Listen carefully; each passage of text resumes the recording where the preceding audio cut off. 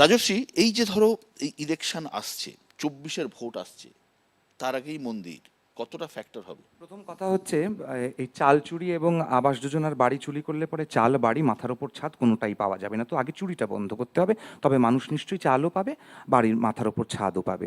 এবার আপনি বলছেন এখানে তো অনেকগুলো কথা বলা হলো গীতা পাঠের, হ্যাঁ গীতা বিরোধী, কারণ স্বামী বিবেকানন্দকে যারা আজকে গীতা বিরোধী প্রমাণ করতে চাইছে, সম্পূর্ণ স্বামী বিবেকানন্দের কথাটা না বলে, যে গীতা যদি তোমরা, গীতা তোমাদের শরীর যদি সুস্থ হয় সবল হয় তাহলে তোমরা গীতা অনেক বেশি ভালো করে বুঝতে পারবে। গীতাকে ধারণ করার জন্য যে বীর্যের প্রয়োজনীয়তা তার সুস্থ শরীরে কে একমাত্র গীতা পাঠ আসে। করেন এখানে এক যারা মিনিট। রয়েছে? কেউ কি গীতা পাঠ করেন না আপনারা? ফ্যাক্টর কি হবে 24? আমি বলে দিচ্ছি আপনাকে ফ্যাক্টর কেন হবে, কিভাবে হবে।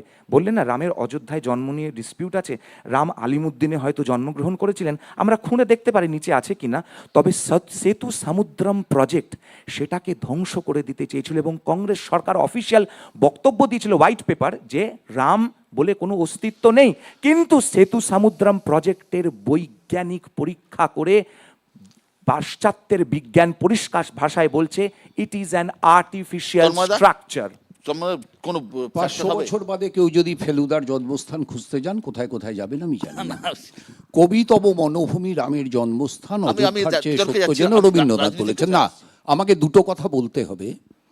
একটা হচ্ছে যে দেবজিতের তো আমি এমনিতে খুব ভক্ত, বিজেপির বক্তাদের আমি সাধারণভাবে ভক্ত না। দেবজিৎ যদি ইতিহাসকে এভাবে বিকৃত করে তাহলে আমার কষ্টটা একটু বেশি হয় আর কি। রাজর্ষি করলে আমার এতটা হতো না। এখন প্রশ্ন হচ্ছে যে কথা অনেক এসেছে, হ্যাঁ ঠিকই তো, গীতা পড়তে যার ভালো লাগে গীতা পড়বেন, কে বারণ করেছে? আমার কোনো আপত্তি নেই তাতে। কিন্তু প্রশ্নটা হচ্ছে এই যে গীতা পাঠের বিরোধিতা করে চণ্ডী পাঠের ব্যবস্থা করাটা কতটা যুক্তিগত? রাম মন্দির নির্মাণের বিরোধিতা করে পুরীর জগন্নাথ মন্দিরকে উড়িষ্যায় প্রতিষ্ঠিত করা, এবং সেটা সরকারি অর্থে। প্রশ্নটা হচ্ছে যে একটা সহজ সরল কথা আমাদের মানতে হবে। ঠিকই তো, ধর্মের প্রভাব রাজনীতিতে আছে, অস্বীকার কে করবে? ভোটে কি ন্যাচারালি রাজনীতিতে আছে মানে তো ভোটে আছে। রাজনীতিতে যদি প্রভাব থাকে তাহলে ভোটে প্রভাব থাকবে না, এটা হয় নাকি কখনো? সুতরাং সে প্রভাব আছে, সে প্রভাব মানুষ তার রুটির চাইতে রাম জন্মভূমির যে মন্দির হচ্ছে সেই মন্দিরের বাইরে ভিক্ষাবৃত্তিতে বেশি আগ্রহী হবেন না নিজস্ব আয়ে রুটি কিনতে বেশি আগ্রহী হবেন, সেটা ভারতবর্ষের মানুষ বিচার করবেন, আমি বিচার করবার মালিক না। মানুষ তার বস্ত্রের চাইতে মন্দিরের বাইরে উপার্জনের জন্য ভিখারিদের যে বসবার জায়গা তৈরি হবে সেই জায়গায় বসতে বেশি আগ্রহী হবেন, নাকি মানুষ তার দুটো বলিষ্ঠ বাহু, একটা উর্বর সতেজ মস্তিষ্ককে ব্যবহার করে কাজ পাওয়ার রাস্তায় যাবেন? 4 লক্ষ রেলের কর্মচারীর পদ শূন্য থাকবে না, আবার 1,27,000 শিক্ষকের পদ রাজ্যে শূন্য থাকবে না, এই বাস্তবতা আসবে কি আসবে না সেটা দিয়ে ঠিক হবে। একদম একদম। আমি একটু তন্ময়দের দুটো কথা আমি বলি। যে প্রথম কথা, আমার জানা নেই কোথায় গীতা পাঠের বদলে চণ্ডী পাঠের আয়োজন, কে কারা কোথায় কিভাবে করেছে, আমার এটা জানা নেই, নাম্বার 1। নাম্বার 2, তৃণমূল কংগ্রেস বা মমতা বন্দ্যোপাধ্যায়, আমি আবার বারবার বলছি, আমরা যেটা সর্বধর্ম সম্প্রদায়ের মানুষদের নিয়ে কথা বলি, তার কারণই আমি বলি, যেমন ফুরফুরা শরীফের উন্নয়ন হয়, তেমনি তারকেশ্বর মন্দিরেরও উন্নয়ন হয়, তেমনি মাঝের থান জায়ের থানও হয়, তেমনি খ্রিশ্চান বেরিয়াল যেগুলো আছে সেগুলো থেকে শুরু করে যেগুলো আপনার হেরিটেজ যেগুলো রয়েছে সেগুলো যেমন সংস্কার হয়, তেমনি মমতা বন্দ্যোপাধ্যায় একটা চেয়েছেন যে জগন্নাথ মন্দিরের আদলে আমাদের দীঘাতেও একটা মন্দির তৈরি হবে। এটা কি, আমরা তো কালেকটিভ এতে বিশ্বাসী। আশুতোষ, কংগ্রেস ইতিমধ্যে জানিয়ে দিয়েছে তারা উদ্বোধনে যাচ্ছে না। গোবলায় উত্তরপ্রদেশ, মধ্যপ্রদেশ, বিহার, ছত্তিশগড়, রাজস্থান, গুজরাট এই এলাকাতে কংগ্রেস ইতিমধ্যেই প্রায় ক্ষয়িষ্ণু শক্তি। এই যে কংগ্রেসের সিদ্ধান্ত 24-এর ভোটে কি প্রভাব ফেলবে না? না, একদমই প্রভাব ফেলবে না। তার কারণ আপনি হয়তো জেনে থাকবেন লাস্ট যে নির্বাচনগুলো হয়েছে, যে কথাটা আপনি বললেন যে জায়গাটার কথা, সেটা 35টা আসন হিসেব করে দেখলে আমরা এগিয়ে আছি ভোটের অঙ্কে। 2, আমি বলি একটু আগে এত আলোচনা হচ্ছিল, দারুণ লাগছিল, তার কারণ রাজীবদা ঠিকই বলছিলেন, পশ্চিমবঙ্গে এটাও দেখতে হবে যে চুরির নানা রকম প্রকল্পের কিন্তু উন্নয়ন হয়েছে দুর্দান্তভাবে, এটা গেল 1 নম্বর। 2 নম্বর হচ্ছে গীতা পাঠের কথা হচ্ছিল, নিশ্চয়ই গীতা পাঠ যার যার অধিকার সে করবে, কিন্তু গীতা পাঠের ওখান থেকে সারদার অভিযুক্ত নারদার অভিযুক্ত লোকজন যদি এখন বাংলায় বসে গীতা পাঠ করে, বাংলার মানুষকে যারা চোখের জল ফেলিয়েছিল তাদের কি মানুষ শুনতে চায় আর দেখতে চায়? তারা গীতা নিয়ে বসে আছে, বাহ। এটা গেল 2 নম্বর কথা। 3 নম্বর কথা হচ্ছে, দেখুন কংগ্রেস খুব পরিষ্কারভাবে বলেছেন যে গোটা ভারতবর্ষের মানচিত্রে যদি তাকিয়ে থাকেন, মানুষের অর্থনীতির অবস্থা দুর্বল থেকে দুর্বলতম জায়গায় যাচ্ছে। আর রামের ইতিহাস কি বিজেপি ছাড়া কেউ জানে না, নরেন্দ্র মোদী ছাড়া কেউ জানে না? বিজেপি, হ্যাঁ মানছি, রাম মন্দির আন্দোলন নিয়ে হইচই করছে, একটা টেম্পো তোলার চেষ্টা করছে, রাজনীতিতে এটা একটা কৌশল। কিন্তু কংগ্রেস কি করছে? চুপ করে বসে থাকলে চলবে না, আমরা তো চুপ করে একেবারেই বসে নি বিশ্বদা। চুপ করে যদি বসে থাকতাম আপনি কি কংগ্রেসকে ডাকতেন আজকের মঞ্চে? তার কারণ আপনাকে বুঝতে হবে বিশ্বদা। ব্যাপার হচ্ছে প্রেস ফ্রিডমের যদি আপনি কথা বলেন, কোথায়? তলান্নিতে। হিউম্যান ডেভেলপমেন্ট ইন্ডেক্স 132তম জায়গায় আমরা দাঁড়িয়ে রয়েছি। আজকে সিএমআই নিয়ে একজন পূর্ববর্তী বক্তা আমার বলছিলেন বিভিন্ন কথা, সেটা 10.93% গিয়ে পৌঁছে গেছে। আজকে সমস্ত জিনিসের দাম আপনি বলুন তো, নরেন্দ্র মোদীর আমলে কত টাকার গ্যাস খাচ্ছেন আর মনমোহন সিং কংগ্রেসের সময় কত টাকার গ্যাস খেয়েছেন? আপনার বাড়িতেও গ্যাস সিলিন্ডার লাগে, আমার বাড়িতেও লাগে, যিনি বিজেপি আছেন ওনার বাড়িতেও লাগে, ওনারা তো দুটো লাগতে পারে জানি না আমি। কিন্তু আমার বক্তব্য খুব পরিষ্কার, বিজেপি তৃণমূল পশ্চিমবঙ্গে এপিটার ওপিট। কৌশিকের কাছে আসবো। কৌশিক, আপনি আমাকে বলুন যে এই যে আপনারা নানা রকমের এই যে দেখুন, এটা তো অস্বীকার করার কোনো জায়গা নেই, এটা একটা হাইপ তোলার চেষ্টা হচ্ছে, একটা বড় ইভেন্ট। রণকৌশলটা ঠিক কি, কিভাবে কাউন্টার করবেন এত বড় একটা মেগা ইভেন্টের রাজনৈতিকভাবে? দেখুন, আমি একটা ছোট্ট বিজ্ঞানের কথা দিয়ে শুরু করছি। 2014 সালে ব্ল্যানচেটি বলে একজন গবেষক ডাক্তার, উনি একটা অসাধারণ প্রবন্ধ লিখেছিলেন। সেটা হচ্ছে যে যখন ইমোশন খুব বেশি হয় তখন কগনিটিভ লজিক্যাল থিঙ্কিং কিভাবে কম হয়। ঠিক আছে, ফলে এটা পরীক্ষিত বৈজ্ঞানিক সত্য, যখন ইমোশন আবেগ খুব বেশি হয় তখন মানুষের লজিক্যাল চিন্তাভাবনা কম হয়। এবং এই ক্ষেত্রে এটার কাউন্টার করার একমাত্র ন্যারেটিভটা হচ্ছে আমাদের যে পশ্চিমবঙ্গের প্রতি বঞ্চনা হচ্ছে সেটা মানুষের দরবারে পৌঁছে দেওয়া। আমি তিনটে ছোট্ট কথা বলবো। এক নম্বর হচ্ছে বিজেপির যে প্রবক্তা স্বামী বিবেকানন্দকে নিয়ে বললেন, বিজেপির বর্তমান রাজ্য সভাপতি স্বামী বিবেকানন্দ সম্পর্কে কিছুদিন আগে যে আউটরেজিয়াস জঘন্য মন্তব্য করেছিলেন তার প্রতিবাদের কোনো ভাষা নেই আমাদের কাছে। তারপর ওনাদের বিবেকানন্দকে নিয়ে কিছু বলা সাজে না। এক। দু নম্বর, আমি যতদূর ইতিহাস পড়েছি এবং জানি, খুব সম্ভবত দীঘার এই প্রকল্পটা না, মানে আমি মন্দিরের কথা বলছি না, সামগ্রিকভাবে এটা কিন্তু শুরু করেছিলেন ডক্টর বিধানচন্দ্র রায়। উনি তখন দেখতেন বাঙালিরা বারবার পুরীতে বেড়াতে যাচ্ছে, উনি বাঙালিদের একটা বিকল্প মানে সমুদ্র তীরবর্তী ব্যবস্থা দিতে চেয়েছিলেন বলে দীঘা। 3 নম্বর, দেবজিৎ যে কথাটি বলছিল এক্স্যাক্টলি ওটাই বিজেপি স্ট্র্যাটেজি। দেবজিৎ যেটা বারবার বলছিল, আপনারা বুক ঠুকে বলুন যে আমরা রাম মন্দিরের বিরোধী। কেন বলতে যাব আমরা রাম মন্দিরের বিরোধী? এটা কোর্টের নির্দেশে হচ্ছে, আমরা রাম মন্দিরের বিরোধী নই। আমরা যেটা বলছি, ভগবান রাম আমাদের হৃদয়ে, বিজেপির ডাইরেকশনে আমরা রাম মন্দিরে যাব কি যাব না এটা আমরা ঠিক করব না। দেবজিৎকে আসবো। দেবজিৎ, বাংলায় রাম মন্দিরের এই মুভমেন্ট বা রাম মন্দিরের এই উদ্বোধন কতটা প্রভাব ফেলবে? এক। দুই হচ্ছে, আমরা বরাবর দেখেছি এ রাজ্যের ভোট পরিচালিত হয় সংগঠন দিয়ে। সেই জায়গায় শুধু কি রাম মন্দিরের নামে বিজেপিকে লোকে ভোট দিয়ে দেবে? রাম আদৌ প্রাসঙ্গিক কিনা এই ভোটের বাজারে, এই তো কথা। এক পক্ষ বলছেন কেন বিরোধিতা করব, শুধু জয় শ্রীরাম জোর করে বলতে পারছেন না, এটার সমস্যা আছে। সত্যি তো কেউ তো বিরোধিতা করছেন না। 80 সালে যখন রাম জন্মভূমি পুনরুদ্ধার আন্দোলনের কথা বিশ্ব হিন্দু পরিষদ ঘোষণা করেন, তখন এইখানে বসে থাকা কেন কোনো রাজনৈতিক দল বিজেপি ছাড়া কেউ সেটাকে সমর্থন করেননি। আজকে সবার মনে রাম, ঘরে রাম, ঘরের কোণে রাম, রাম সর্বত্র বিরাজমান, সেটা তখনও তারা জানতেন, এখনও তারা জানেন। কিন্তু সেই দিন কেউ সমর্থন করতে এগিয়ে আসেননি। সবাই সেটাকে কন্ডেম করেছিলেন। সবাই দাঁড়িয়ে থেকে 5 ওয়াক্ত নামাজ যেখানে পড়া হয় না সেটা মসজিদ নয়, সেটা সবাই জানতেন। কিন্তু তা সত্ত্বেও জোর করে একটা স্ট্রাকচারকে তারা জোর করে মসজিদ বলে চালানোর চেষ্টা করেছিলেন।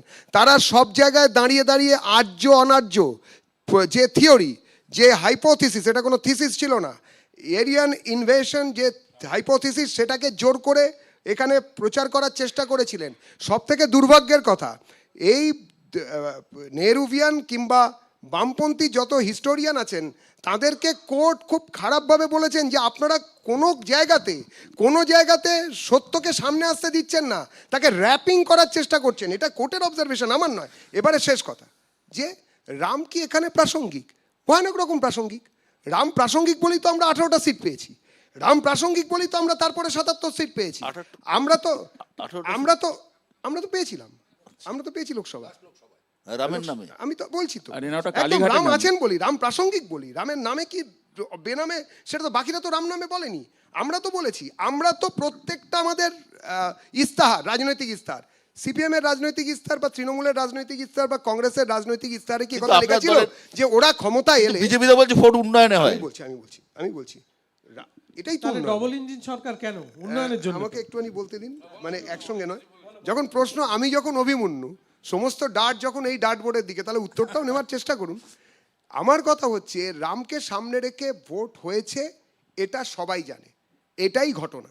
কিন্তু রামের যারা বিরোধিতা করেছিলেন, মানে পুলওয়ামাটাও রামকে সামনে রেখে, আমি আবারও বলছি যে যারা এর বিরোধিতা করেছিলেন, যারা সীতারামকে সামনে রেখে ভোট করতে গিয়েছিলেন, তারাও তো ভোটে নেমেছিলেন। রেল বিক্রি করে তাতে দিয়েছে কি আমি রামকে একটা সামনে জিনিস রেখে।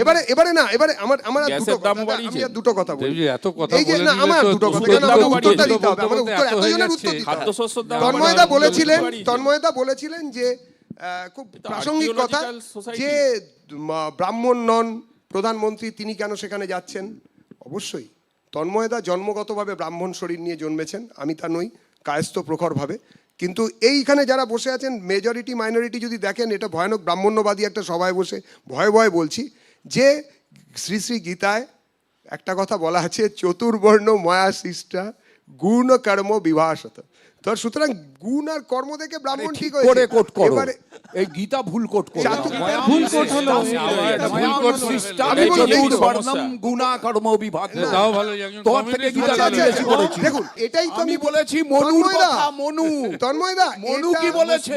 ও বাবা, না, আমার মনু কি বক্তব্য বলেছে? হচ্ছে, মনু, আমার বক্তব্য হচ্ছে তোমরা তো দেবজি মনু সংহিতাকে দাদা, সংবিধান দাদা, করতে চাও। দাদা, মনু কি বলেছেন আমি জানি, কোন রাশিয়ান হনু কি বলেছেন আপনারা ভালো জানেন, কিন্তু আমার কথা হচ্ছে পরিষ্কার যে এই ব্যাপারে এটাই হচ্ছে, এই যে বলছেন না প্রাসঙ্গিক কি প্রাসঙ্গিক নয়, আপনি বলুন আমরা কি স্টোরে যে চলে যে যাবো? আপনারা বলুন যে পলিট ব্যুরোর কোন সময় কোন ভাষণ কে দিয়েছেন, তন্ময়দার মুখস্থ ছিল, কিন্তু এখন গীতা সত্যিকারের কি কোট হবে সেটাও আমাকে শিখিয়ে দিতে পারছেন তন্ময়দা, বলুন এর পরেও কি ধর্ম প্রাসঙ্গিক মানে নয়? এখন শুধু না, এর পরেও কি ধর্ম আপনি তো প্রাসঙ্গিক বলেছেন নয়? প্রাসঙ্গিক। এর পরেও কি ধর্ম আমি তো প্রাসঙ্গিকই দেবজি, বলেছি। একটা জিনিস এবং আছে, তোমাকে একা না, রাজীব দা, তোমার বিজেপির কিন্তু সবাইকে রাজনৈতিক রামায়ণ জীবনে মহাভারত গীতা শেখানোর যোগ্যতা আমি রাখি। একদম একদম আমি মানছি, কিন্তু আপনি সেটা একটা প্রকাশ বড় করেন রাজীব দা, না। রাজীব দা, সেই আশুতোষ বলবো। আসছি, রাজীব দা। দেবজিৎ ভারতীয় যদিও সংস্কৃতি জানাটা ভারতবাসী হিসেবে আমার দায়িত্ব, কর্তব্য। দেবজিৎ যদিও ভারতবর্ষে রাজনীতি করতে হলে ভারতবর্ষের সংস্কৃতি আমায় জানতে হবে। দেবজিৎ যদিও ধর্মীয় ফাঁদে পড়ে গেছে আর কি, তো যাই হোক, এখন উপায়ও নেই, কেন সে না, না, আমি নিজে ধর্মের এখন- দিকে, ধর্মীয় না, আমি তো ফাঁদে বলছি, নই, আমি ফাঁদে ধর্মের পড়েছো, দিকে। তুমি একটা ফাঁদে আমি পড়েছো ধর্মের আর কি। দিকে। আমি এটা বুঝতে পেরে গেছি যে আজকে এখানে আমি এসে ধর্মের তুমি দিকে। একটা ফাঁদে পড়েছো, আমি ধর্মের যে এখন দিকে। ফাঁদে পড়ে বঙ্গা ফাঁদে নয়, আমি কাঁদে ধর্মের দিকে। তো এখন সে কেঁদে আর কোনো লাভ নেই। আমি ধর্মের দিকে। আমি তোমায় দেখছি যে তুমি যে কোনো কারণে হোক ভারতীয় জনতা পার্টি, যেটা মানে আমাদের পরিচালক মহাশয় চেষ্টা করছেন যে রাজনীতির দিকে নিয়ে যেতে, তুমি কিন্তু সেই রাজনীতির বাইরে গিয়ে শুধু ধর্মের দিকটাকে প্রাধান্য দেওয়ার চেষ্টা করছো, এক নম্বর। সরাসরি বলছি, আরে, আমরা দাঁড়ান, ধর্মের আমি পক্ষে। বলছি তো আমি, আরে ভাই সেটাই তো বলছি। ধর্মের মানে পক্ষে রাজনীতি আমরা সবাই রাজনীতি বলছি। তোমাদের ধর্মের পক্ষে, অত এক রামের মিনিট। পক্ষে। তার মানে এটা পরিষ্কার, আমরা রামলালার হ্যাঁ, মন্দিরের বলছি, পক্ষে। তার মানে এটা পরিষ্কার, 1985 থেকে পক্ষে। ও দেবজি, তার মানে এটা পরিষ্কার যে রাজনীতিটা গৌণ, তার মানে ধর্মটা মুখ্য। এক মিনিট, আর দাঁড়া, আমার কথা, আমি তোমার বেলায় বলিনি, সুতরাং ধর্মটা মুখ্য।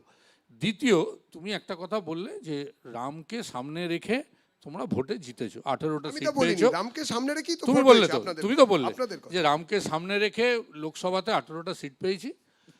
না, রামকে সামনে রেখে পাইনি, আমি কি বলেছি প্লিজ বলেছো, করবে না, আমি আরে, এটা বলেছি বলেছো ভাই। রাম ছিলেন আরে, বলেই তুমি তো পেয়েছি। বলেছো। রাম তুমি ছিলেন এখন- বলেই পেয়েছি। তুমি এখন রাম অস্বীকার, ছিলেন- শ্রীরাম ছিলেন বলেই পেয়েছি। তুমি এটা তো এখন- হওয়ারই ছিল, emotion তুমি is এখন- running high, আরে logical রাম ছিলেন বলে complication 18 পাবে কেন? হ্যাঁ, 42 পাবে তো। রাম ছিলেন বলেই পেয়েছি। 42 পাবে আরে, তো। ভাই, এটা- রাম ছিলেন বলে- আসছি, আসছি, আসছি, রাম আসছি। মাথায় 18 ভাই, রাম আমি- আছেন আরো বেশি। বলুন না একটু ভাই আসছি, আমাকে শেষ আশুতোষ। করতে দাও, তারপরে হ্যাঁ, বলবো। আসছি, আশুতোষ, আসছি। আমার বক্তব্য যে দেবজিৎ যে কোনো কারণে হোক, যা সত্যিটা বলে ফেলেছি যে রামকে সামনে রেখে 18টা পেয়েছে আর 77টা আসন পেয়েছে। এবার তোমাদের ধারণা যে তুমি বললে যে বাংলায় আমরা এবার আরও ভালো সংখ্যক আসন পাবো, এটাই তোমাদের আশা। এখন আমার বক্তব্য যে যতগুলো নির্বাচন 2021 থেকে হয়েছে, যদি দেখো, পৌরসভা বলো, পঞ্চায়েত নির্বাচন বলো, আমি জানি না তাহলে এখন বলো না, পৌরসভার পঞ্চায়েত দাঁড়ান, বাদ আমি দিয়ে বলো। বলতে দিন। বাদ দিয়ে বলো। ওখানে এই নির্বাচন এই হয়েছে। পৌরসভার পঞ্চায়েতকে মুশকিল নির্বাচন হচ্ছে করলে আপনারা বড় কোন অসুবিধা দিকে হবে। আছেন আপনারা না, না, বোঝা মুশকিল। পৌরসভার পঞ্চায়েতকে আমার তো নির্বাচন এইটা করলে এক এক সময় ভাবি লক্ষ আপনারা কোন nomination দিকে জমা আছেন করেছিলেন। বোঝা মুশকিল হয়ে যায়। বিরোধী পক্ষ 1 ভাই লক্ষের উপর তন্ময়দারা nomination কোন জমা দিকে আছে করেছিলেন। বোঝা মুশকিল হয়ে যায়। পৌরসভার পঞ্চায়েতকে নির্বাচন তন্ময়দা করলে আশুতোষরা কোন করেছিল। দিকে আছে তারপরেও এরাও আচ্ছা, আচ্ছা। কেন এটা- আমি আর রাস্তা আশুতোষ দাঁড়া। এটা তোমাদের পরিষ্কার। বাড়ি চারজনের উল্টো তুই দিকে শেষ কর। করেছেন আচ্ছা, পঞ্চায়েত নির্বাচনে, আচ্ছা, এটাই তো reality। কি করে আমি বলবো? আর আশুতোষ আমার- তোমাদের ধর্মাদা, ধর্মাদা, ধর্মাদা, ধর্মাদা, পশ্চিমবঙ্গ ধর্মাদা, ভারতবর্ষে অনেক কিছু আছে। ধর্মাদা, ভাই, ধর্মাদা। আমার একটাই তার মানে বোঝা যাচ্ছে এখানে আমি এটুকু বুঝতে পেরেছি যে আপনারা তন্ময়দা আশুতোষ সবাই বকলমের চেষ্টা করছেন কি করে বিজেপিটা বাড়ে, এটা পরিষ্কার। যাই হোক, কি ওটা করে কথা আপনাদের না। target আমার আছে? এবার BJP কে প্রশ্ন, নিয়ে এসছেন আপনারা। এবারে BJP এবং পঞ্চায়েত তৃণমূল দুটোকে আপনারা কি কমানোর বলতে জন্য চাইছেন? আছে। একটা আমি খালি বছর? আমি খালি দেবজিৎকে একটাই সুগ্রীব বললে কি আমি ওনারা বলছেন আমি দেবজিৎকে সুদীপ ভাই এই তো আরে ভাই সবাই মিলে দাবি হ্যাঁ, দিচ্ছ বলো, আর বলো, কি করে বলো, বলবো। আমার একটাই বক্তব্য, পঞ্চায়েত পৌরসভা গেল, আসানসোলের উপনির্বাচনও গেল, ধূপগুড়ির উপনির্বাচনও গেল, তারপরে সবকটা জায়গায় তোমরা তো গেলে। ধূপগুড়ির উপনির্বাচনে তোমরা গেলে, সাগরদিঘির কথা বলছি। আরে দাঁড়াও না, সাগরদিঘি তো তোমার এজেন্ডা না। ধূপগুড়ির উপনির্বাচন গেলে, তোমরা আসানসোলের উপনির্বাচনও গেলে। এবারে তোমরা কোন মুখে আশা করছো? কখনো 35 বলছো, তোমার নেতা যিনি স্বরাষ্ট্রমন্ত্রী মাননীয় তিনি 35 বললেন, পরের মিটিংয়ে কোনো সংখ্যা নেই। তোমার সভাপতি ছিলেন মানে পূর্বতন সভাপতি, তিনি বললেন যে আমরা 25টা চাই। বিগত দিনে কেউ একজন এখানে এসছিলেন এই রকম সোজা সাপটাতে, তিনি বললেন অর্ধেকের মতো আসন আমরা পাবো। অর্থাৎ তোমরা নিজেরাই বুঝতে পারছো না। আমি রাজনীতির কথা এইখানে আমি রাজস্বীতে আসবো। রাজস্বী, অমিত শাহ, জেপি নাড্ডা বাংলা সফর করে গেলেন,